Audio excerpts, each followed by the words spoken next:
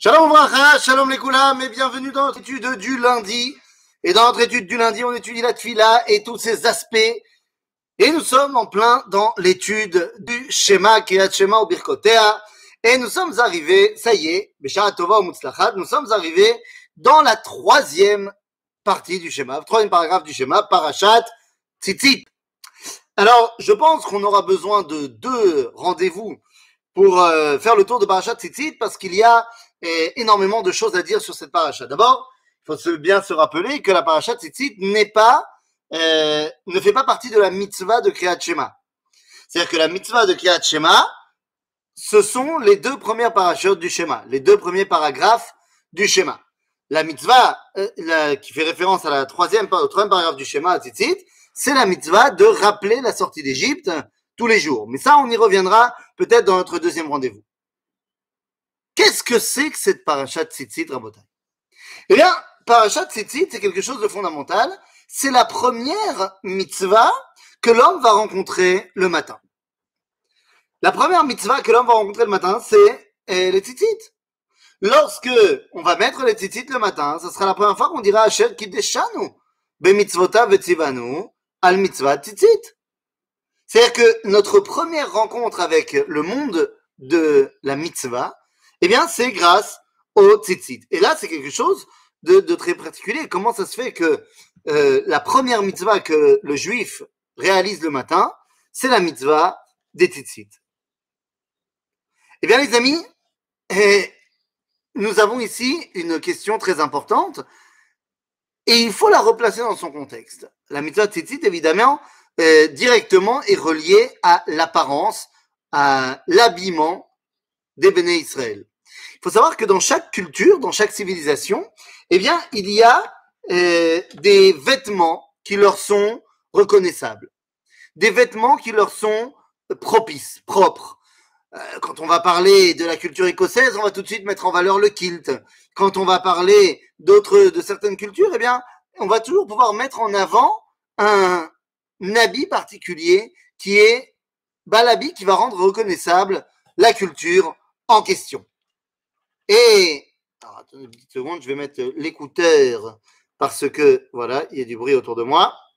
Et donc, eh bien, on peut dire que ce qui rend le peuple juif reconnaissable dans son accoutrement, eh bien, c'est bel et bien les tzitzit. Le fait d'avoir ces fils qui pendent comme ça le long des vêtements, ou pas qui pendent le long des vêtements, et ça on y reviendra, eh bien, c'est un signe distinctif, car même si on parle pas ici du talit katan, le fait, lorsque l'on va prier, de s'envelopper dans le talit gadol et dans les tzitzit, eh bien, c'est quelque chose qui est extrêmement reconnaissable. Alors, je dis, on va pas rentrer dans le talit katan, le talit gadol. Qu'est-ce qui se passe ici? Entre la différence entre les deux, pourquoi? Eh bien, parce qu'à la base, la mitzvah de tzitzit n'a rien à voir avec le fait de porter un talit katan ou pas. Il faut bien comprendre que lorsqu'on nous dit dans la Torah qu'il faut mettre les tzitzit, vayomer Hashem el Moshe lemor, daber el bnei Israël va'amart alehem va'asu lahem tzitzit al kanfei bigdehem ledorotam. C'est-à-dire que la mitzvah de tzitzit, c'est lorsqu'on porte un habit à 4 coins, eh bien cet habit, on doit lui mettre des tzitzit. Rappelez-vous bien qu'au moment où cette mitzvah est donnée au Béné Israël, eh bien la mode, c'est tout simplement d'avoir des habits à 4 coins, c'est-à-dire une espèce de robe, une espèce de tunique comme ça, qui a 4 coins, qui a un trou pour la tête et une ceinture pour rassembler le tout. Et donc, ça veut dire que tout le monde a un habit à 4 coins. Donc, l'idée de dire, non, mais attends, tu me parles que les tzitzit, c'est censé être reconnaissable, mais soit le talit gadol, je le mets que pendant la tfila, soit le talit katan, eh ben, pour les sfaradim, je le rentre, et on ne le voit pas. Non, à la base, l'origine de la mitzvah des tzitzit, c'est nos habits. C'est pas que je me suis fait un habit particulier pour y mettre les tzitzit. C'est l'habit de base. Et d'ailleurs, c'est ce qui me fait vous expliquer la situation suivante. La mitzvah des tzitzit est très particulière aujourd'hui. Parce que, mis la tfila de côté où nous enveloppons du talit gadol, eh bien, le reste du temps où on se balade avec des tzitzit, c'est pas du tout obligatoire. J'ai dit d'un côté que c'est la première mitzvah du matin, mais dans les faits, aujourd'hui, vu notre style vestimentaire actuel, eh bien, les tzitzit ne sont absolument pas une mitzvah. Puisque la mitzvah, c'est si jamais tu as un habit à 4 coins, il faut mettre des tzitzit. Or, nous n'avons pas d'habits à quatre coins. La personne qui va se balader avec un t-shirt, avec un sweat, ce ne sont pas des habits à quatre coins. Le pantalon n'est pas un habit à quatre coins. Alors, certains décisionnaires auront voulu dire que la chemise comme ça, c'est un habit à quatre coins, puisqu'il y a les quatre coins, les deux coins, en fait, du bas de la chemise, les deux bas de la chemise, et les deux coins du col de la chemise. Bien que très souvent, les cols de la chemise soient arrondis, sauf si on parle d'un match des spitzim, et donc c'est à ce moment-là, eh ben, on parlerait véritablement de quatre coins. Mais la majorité des commentateurs de la halakha, et c'est la halakha, eh bien, ce n'est pas considéré comme tzitzit, parce que il faut que les quatre coins entourent la personne. C'est-à-dire deux devant et deux derrière. Alors que là, eh bien, en l'occurrence, les quatre coins sont devant. Et donc, la chemise ne demande pas les tzitzit. Donc, ça veut dire qu'aujourd'hui, dans les vêtements qu'on porte, eh bien, nous n'avons pas de tzitzit. Alors, il faudrait vraiment que quelqu'un mette un poncho, et à ce moment-là, oui, effectivement, si les coins sont son coin, il faut mettre des tzitzit. Mais c'est pas du tout l'habit traditionnel dans nos contrées. Donc, nous n'avons pas le devoir de mettre des tzitzit. Le fait qu'on en mette aujourd'hui, c'est ce qu'on appelle midat rasidut. C'est-à-dire, on va s'obliger de faire un habit à quatre coins pour lui mettre les tzitzit. Le fameux talit katan dont on parle. Alors, je vous le montre, hein, voilà, le fameux talit katan que tout le monde connaît. Maintenant, le fameux talit katan que tout le monde connaît, qui va nous emmener à mettre des tzitzit, eh bien, pose une vraie question. Voilà, je vous montre ici. Alors, pose une vraie question parce que ce que je viens de faire, eh bien, est interdit dans le Shulchan Aruch. Alors, je vous rassure, c'est permis dans la Mishnah Brura et le Réma, mais c'est interdit dans le Shulchan Aruch. De quoi on parle? D'après le Shulchan Aruch, on n'a pas le droit de montrer ses tzitzit. Dans le Talit Katan, j'entends, bien évidemment. Et donc, les Sfaradim qui suivent le Shulchan Aruch rentrent les fils dans le pantalon et ainsi de suite. Pourquoi est-ce qu'on n'a pas le droit de le voir? Eh bien, dans la mesure où nous dit le Shulchan Aruch, eh bien, que ce n'est pas obligatoire, que c'est en plus, eh bien, comme c'est en plus, comme toutes les choses que je fais en plus, je n'ai pas le droit de me montrer en public, je n'ai pas le droit de me la péter. Je n'ai pas le droit de me mettre en avant en disant ouais, moi je fais plus que ce qu'on m'a demandé. Et donc on n'a pas le droit de montrer les tzitzit.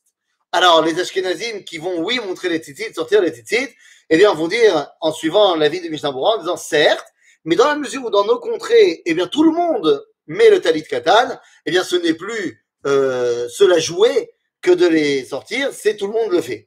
Et donc aujourd'hui, eh bien on se fie sur cet avis-là que dans le monde juif moderne, eh bien, c'est très très courant de voir des gens avec des tzitzit se balader. Mais il faut bien comprendre que c'est pas quelque chose d'évident, parce que si on va dans ce sens-là, alors, eh bien, la mitzvah aujourd'hui de tzitzit, le fait de mettre le talit katan, c'est mamash des rabanan. C'est-à-dire que ce n'est pas une mitzvah de oraita. J'ai même dit, c'est même pas des rabanan en fait, c'est minat rasidut de celui qui va en faire plus. Alors pourquoi est-ce que ça a son importance? Eh bien parce que si on va encore plus loin dans l'exégèse au niveau des tzitzit, eh bien, d'après la Torah, les seuls matériaux qui sont les matériaux des oraita des tzitzit, eh bien, ce sont le lin et la laine. Le lin et la laine, si tu as un habit en lin et en laine, alors effectivement, il y aura une obligation de mettre les tzitzit, mais sinon, eh ben, il n'y aura pas de mitzvah de mettre les tzitzit. Eh bien, merci beaucoup, José, avec plaisir.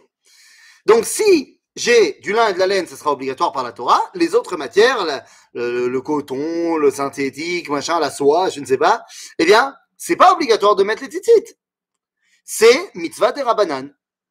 Des rabanan, les autres matériaux doivent également avoir des tzitzit.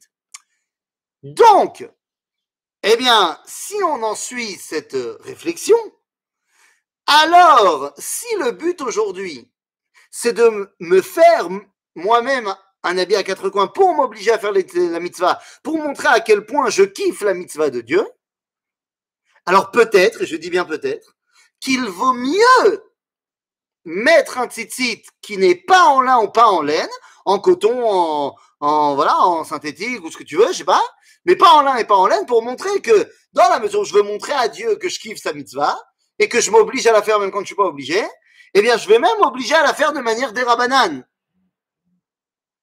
Et donc, il y aurait à ce niveau-là une valeur plus forte de mettre un tzitzit en coton et non pas en laine. Bon, moi, j'ai un tzitzit en laine, mais je me dis, il faut réfléchir à ça. À ce moment-là, peut-être que c'est pas la peine de crever de chaud en été. Peut-être que c'est mieux. Il y a aujourd'hui des tzitzit, vous savez, tzitzit coton troué. Comme ça, ils sont mamache, tu les sens pas. Eh bien, va dans ce sens-là, Rabbi Shlomo Molko. Rabbi Shlomo Molko, l'homme chané, qui servait d'idéal d'homme à Rabbi Yosef Karo. Donc, c'est pas rien. Rabbi Shlomo Molko, c'est pas n'importe qui. Et Rabbi Shlomo Molko avait un talit en soie. Et c'était son talit gadol, en soie. Mâche, il a fait comme ça, pas. Pendant très longtemps, ce talit de Rabbi Shlomo Molko a été exposé à la Naïshul, à la Alte Naïshul de Prague, et c'est exposé là-bas. Donc, si vous voulez, on parle ici d'un idéal, et Rabbi Yosef Karo disait souvent que s'il pouvait avoir la même vie que Rabbi Shlomo Molko, il serait au top. Mais Kitsour, la question du tzitzit, vous comprenez maintenant qu'aujourd'hui, mettre les tzitzit, c'est plus José qu'affirmer son identité. Je dirais que c'est montrer à quel point mon attachement à Dieu est ancré. Puisque je ne suis pas obligé de le faire, mais je le fais pour m'attacher encore plus à Kadosh Baruch. Il faut savoir que l'attachement au tzitzit nous vient de très très loin. C'est-à-dire que c'est pas né hier et c'est pas né avant-hier non plus. C'est né avant-hier, puisque le premier qui va nous lancer l'ambiance des tzitzit, eh bien, c'est Avraham Avinu. Avraham Avinu, lorsqu'il va sauver la ville de Sodome et qu'il reviendra ramener tous les prisonniers à la ville de Sodome, eh bien, le roi de Sodome veut le payer. Et à ce moment-là, Avraham refuse, bien évidemment, tout ce qui pourrait être donné par le roi de Sodome, et il dit, nous dit Razal, je ne prendrai rien, ni du fil jusqu'à la lanière de ma chaussure. Et en gros, je ne prendrai rien du tout qui vient de toi. Nous dit Razal dans le Midrash, Bisrout she'amar immichut, zacha le mitzvah tzitzit. C'est grâce au mérite qu'il a dit, je ne prendrai rien depuis le fil jusqu'à la lanière de ma chaussure, eh bien, il a reçu la mitzvah de tzitzit, qui sont des choutim, évidemment, vous aurez compris, qui sont des fils. Donc, on voit que la notion de tzitzit nous provient d'ores et déjà d'Avraham Avinu. Donc, c'est évidemment pas rien. À tel point, la mitzvah de tzitzit est fondamentale, eh bien, elle montre mon attachement à Kadosh Baruch Hu, et au-delà du fait qu'elle montre mon attachement à Kadosh Baruch Hu, nous dit le Talmud, et à propos donc du verset dans Zecharia, Hanavi nous dira Bayamim ha'ema asher yachziku 10 anashim mikol leshonot hagoyim ve'chziku bikanaf ish yehudi lemor nelcha imachem ki shama'anu Elohim imachem. Nous dit le prophète Zecharia que viendra un temps où 10 non-juifs voudront s'attacher au tzitzit d'un homme juif pour dire voilà, amène-nous et montre-nous comment est-ce qu'on s'attache à Dieu. Évidemment que c'est une image, hein, ça ne veut pas dire qu'il viendra un temps où il y a 10 personnes qui vont tenir les tzitzit, c'est évidemment pas ça. Mais nous dira le Talmud qu'en vérité, qu'est-ce que cela veut dire? Eh bien, si les tzitzit sont là pour montrer et affirmer mon attachement à Dieu, eh bien, les goïms se disent, mais moi aussi j'ai envie d'affirmer mon attachement à Dieu, montre-moi comment on fait. Montre-moi comment on fait. Pourquoi est-ce que c'est Dafka particulièrement cette mitzvah de tzitzit qui montre cet attachement à Kadosh Baruch Hu? Eh bien, tout simplement parce que, nous disent nos sages de manière un petit peu, je ne vais pas dire darshani, de manière un petit peu, c'est sympa quoi, c'est sympa. Ils nous disent, la gematria du mot tzitzit, ça fait 600. Dans les tzitzit, il y a 5 nœuds. 1, 2, 3, 4, 5. 5 nœuds et 8 fils. Donc 600 plus 5 plus 8, 613. Boum. Et donc, eh bien, toutes les mitzvot sont dans les tzitzit. Alors, on peut accepter comme ça cette dimension gématrite, mais il y a une autre raison. Il faut savoir que d'après la halakha, seul le premier nœud est véritablement deoraita, C'est-à-dire que de la Torah, tu fais un nœud et après, les fils se baladent. Pas les 5 que nous on fait aujourd'hui. Mais dans tous les cas, ça veut dire que c'est quoi les tzitzit? Eh bien, c'est d'un nœud, c'est-à-dire d'une origine, ça part dans tous les sens. Eh bien, c'est exactement la création. D'une origine commune, Akadosh Baruch Hu a créé un monde énorme. Les coutumes vestimentaires de tous les pays où nous sommes partis en galoute nous ont pervertis. Eh bien, justement, mon ami, justement, c'est exactement de cela qu'on est en train de parler.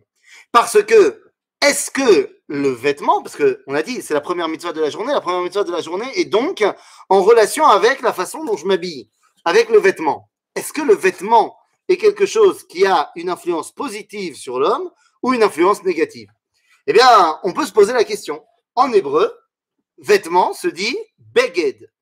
Ah oui, mais beged, ça vient du mot boged, bgida, un espèce comment on dit, de trahison.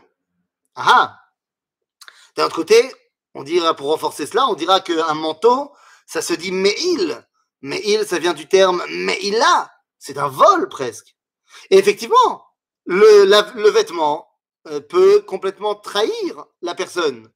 Lorsque vous mettez je sais pas moi, des vêtements extrêmement amples, et en fait vous êtes un mec de 30 kilos, eh ben ça peut trahir.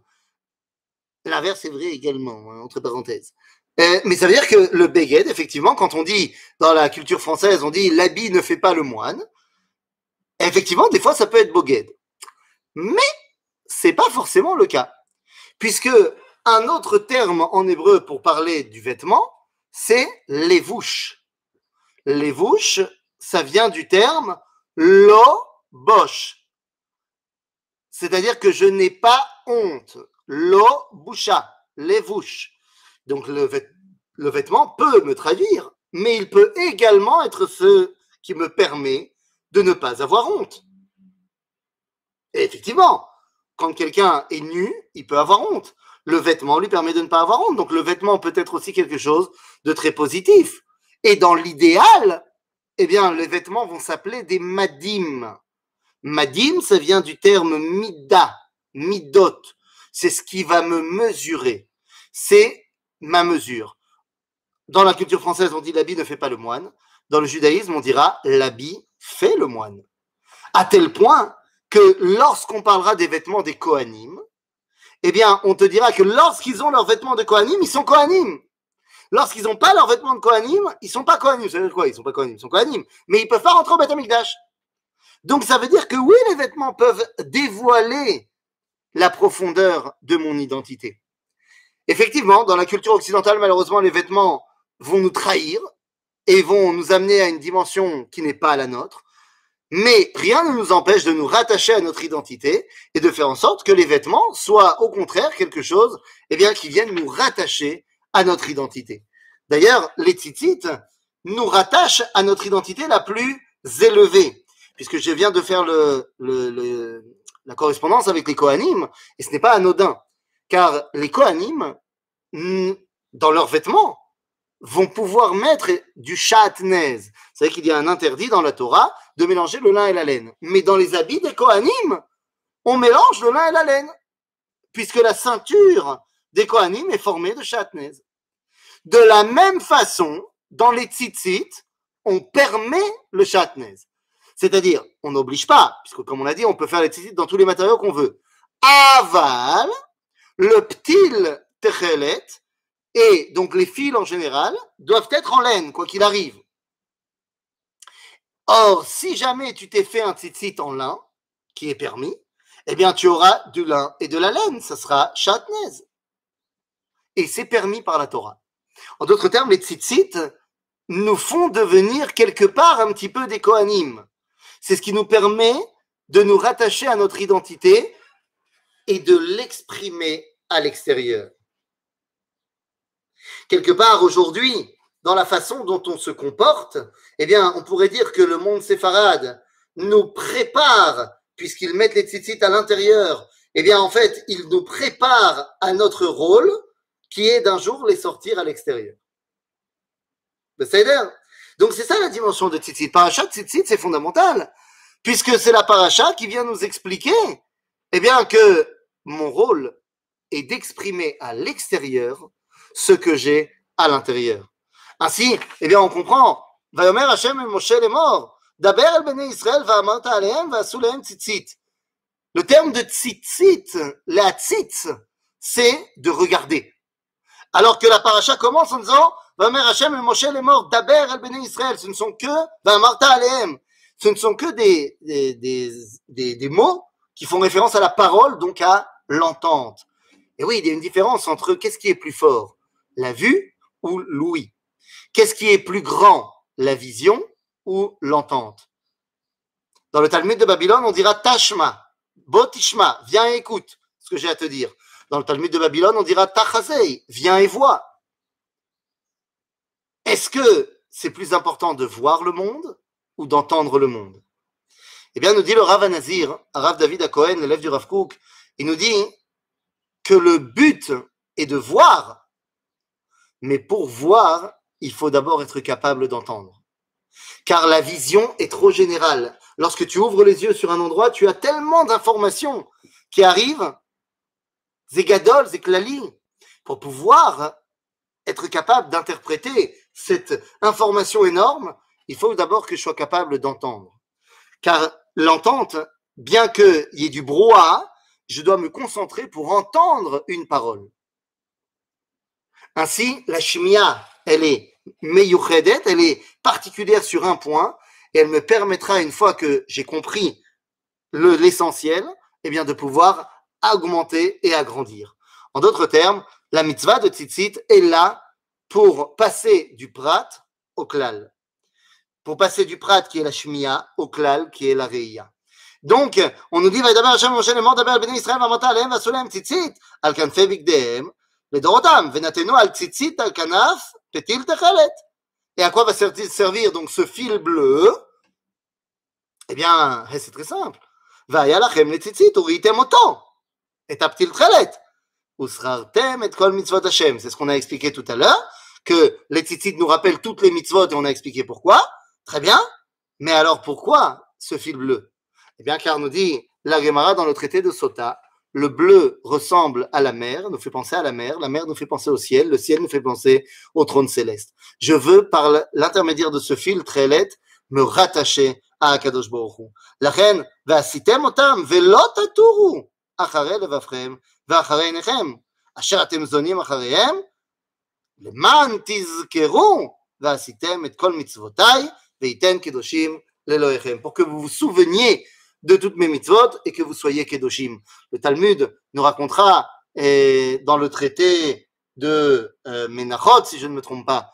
C'est où Menachot ou Avodah Zarah? Un des deux. Il y a deux histoires qui se ressemblent et je m'embrouille tout le temps dans laquelle elle est où. Il y en a une qui est dans Menachot, l'autre qui est dans Avodah Zarah. L'homme chané, on nous parle d'un homme qui était très très très strict sur sa mitzvah des tzitzit. Sauf qu'un jour, eh bien, il était aussi très attiré par les jeunes femmes. Et un jour, il a été chez une prostituée qui était très très classe, high society, et au moment où il allait tomber avec elle et qu'elle l'a déshabillée, eh bien ses tzitzit sont venus lui fouetter le visage et lui ont servi de témoin de ce qu'il était en train de faire. Et ça l'a complètement chamboulé et il décide finalement de ne pas aller avec elle parce qu'il dit, eh bien voilà, on y est, il faut que je me rattache à Dieu. Voilà, maintenant quel rapport entre la paracha de tzitzit et la sortie d'Égypte? Eh bien, c'est ce que nous verrons la semaine prochaine. À bientôt, les amis.